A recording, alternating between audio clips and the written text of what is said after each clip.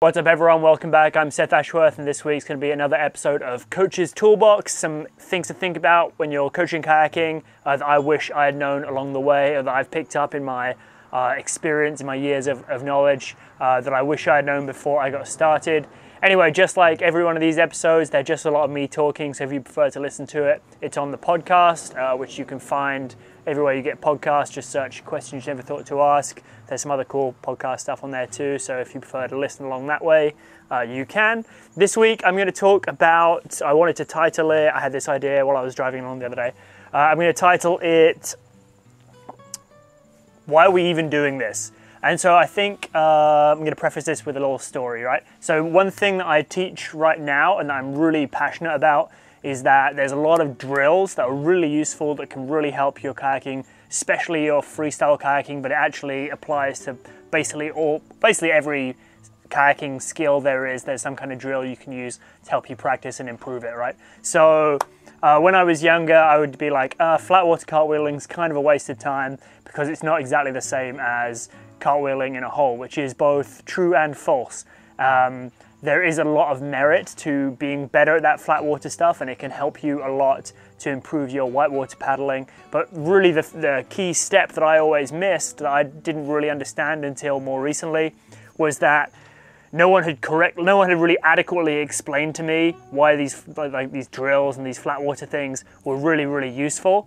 And so what I think a step that gets lost a lot, especially like we lose as coaches, is that we understand the purpose of that drill we're doing. So whether it's like turning in a tight circle to practice like turning on edge, or doing flat water cartwheels to work on your whitewater cartwheel, although we as coaches understand why we're doing what we're doing and why it's important, especially when you're a beginner kayaker and you're starting out, it's not always apparent enough why we're working on the skill we're working on and how that's going to translate to more of like a real world kayaker's point of view.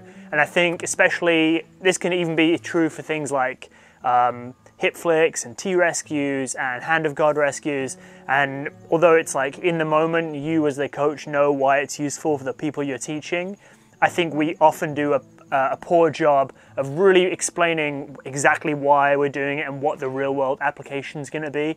And I think we would have a much easier time as coaches communicating with our students what we're doing and why it's important if we could really sell them on why it's going to be useful for them down the line. And so I guess this is not a very long tip this week, but it's more of just something to think about, some food for thought. I'm really just trying to get people on board with why that you're doing a certain drill or you're practicing a certain thing, because otherwise they're just kind of going through the motions and it's going to affect those drop-off rates, right? So more people are going to be disinterested, or they're going to lose focus, or just really not care about what you're doing.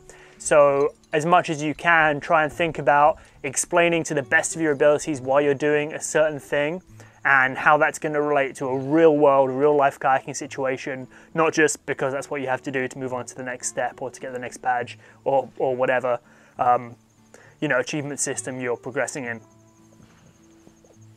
So yeah, that's kind of all I had to say for this week. I know pretty short, normally these are a little bit longer, but I really just want you to think about how you explain stuff to people and explaining why, and really digging a bit deeper within yourself and thinking about the times when you could have explained why a bit better, and think about how you can change the narrative of why we're doing a certain thing to improve your kind of coaching outcome and make it easier for the people who you're teaching, not just to learn better and to be better kayakers, but also so that they figure out why they're doing what they're doing.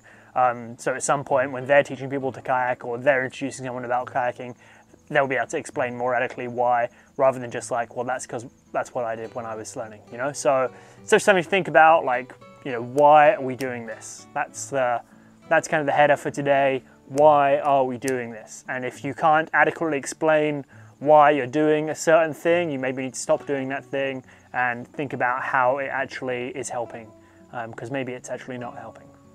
All right, that's all I've got for this week. Thanks a lot for tuning in, whether you're listening on the podcast or you're watching on YouTube. I appreciate you. I will see you for some more of these little tidbit discussion ideas things in a future episode. Peace.